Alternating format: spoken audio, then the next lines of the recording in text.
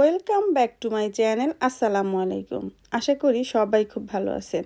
আজকে আপনাদেরকে রান্না করে দেখাবো ডাল। কিভাবে খুব মজা করে ডাল রান্না করতে পারবেন সেই রেসিপিটি আপনাদের সঙ্গে শেয়ার করছি। ডাল রান্না করার জন্য প্রথমে এখানে আমি হাফ কাপ ডাল নিয়েছি। ডালগুলোকে পানি দিয়ে ধুয়ে একটা সাইডে রেখে দিচ্ছি। আমি যে পাত্রে ডাল বসাবো সেই পাত্রের ভিতরে ধোয়া ডালগুলো ঢেলে দিলাম। ডালের ভিতরে দিয়ে দিচ্ছি 1 কাপ পরিমাণে পেঁয়াজ কুচি। অবশ্যই এখানে পেঁয়াজটা বেশি ব্যবহার করতে হবে। বেশি পেঁয়াজ ব্যবহার করার কারণে ডালটা বেশি টেস্টি হবে। এখন দিয়ে দিচ্ছি বড় একটা আলু কাটা। আলুগুলোকে আমি এইরকম সাইজ করে কেটে নিয়েছি। এখন দিয়ে দিচ্ছি একটা টমেটো কাটা।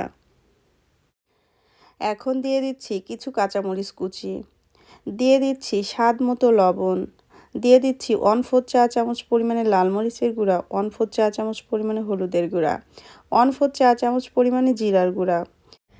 এখন দিয়ে দিচ্ছি 2 চা চামচ পরিমাণে তেল। এখানে আমি খুবই কম তেল ব্যবহার করলাম। আমি এখানে 1 চা চামচ পরিমাণে চিলি ফ্লেক্স ব্যবহার করেছি, সেটা আপনাদের দেখাতে ভুলে গিয়েছি। ঝালের জন্য আমি ব্যবহার করেছি।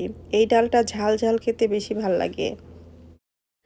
দিয়ে দিলাম 2 কাপ পরিমাণে পানি। এখন এই ডালটাকে আমি চুলায় বসিয়ে দিচ্ছি। ডালটা হতে খুব বেশি সময় লাগবে না, 15-16 মিনিটের ভিতরে ডালটা হয়ে যাবে। এই ডালটা রান্না যেমন সহজ আর খেতে অনেক বেশি মজা। এই ডালটা রুটি দিয়ে খেতে সবথেকে বেশি ভালো লাগে। যাদের হাতে সময় একেবারেই কম, ঝটপট এইভাবে ডাল রান্না করে খেয়ে দেখতে পারেন। আশা করি আপনাদের কাছে খুব ভালো লাগবে। এই ডালটা একেবারে গলা গলা ভালো লাগে না, একটু দানা দানা খেতে এই ডালটা বেশি ভালো লাগে।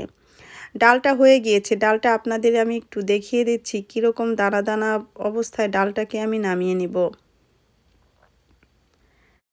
সত্যি কথা বলতে আমার বাসার সবাই এই ডাল রান্নাটা খেতে বেশি পছন্দ করে। ডালের ভিতরে আমি কিছু ধনেপাতা কুচি দিয়ে দিচ্ছি। এই অবস্থায় আমি চুলাটাকে বন্ধ করে দিলাম। ধনেপাতাটা নেড়েচেড়ে ডালের সঙ্গে মিশিয়ে চুলাটাকে অফ করে দিব। সকালবেলা রুটি খাওয়ার জন্য এইভাবে ডাল চচ্চড়ি করে খেতে পারেন। ডালটা সম্পূর্ণ হয়ে গিয়েছে। এই অবস্থায় ডালটাকে আমি চুলা থেকে নামিয়ে নিচ্ছি। দেখেই বুঝতে পারছেন কতটা ভালো হয়েছে এই ডাল। আমার ভিডিওটা আপনাদের কাছে কেমন লেগেছে আমাকে কমেন্টস করে জানাতে ভুলবেন না। আমার ভিডিওটা দেখার জন্য আপনাদেরকে অসংখ্য ধন্যবাদ। যারা এখন পর্যন্ত আমার চ্যানেলটি সাবস্ক্রাইব করেননি অবশ্যই সাবস্ক্রাইব করে দিবেন। আপনাদের জন্য আরও নতুন নতুন রেসিপি নিয়ে হাজির হব। আজকে এই পর্যন্ত।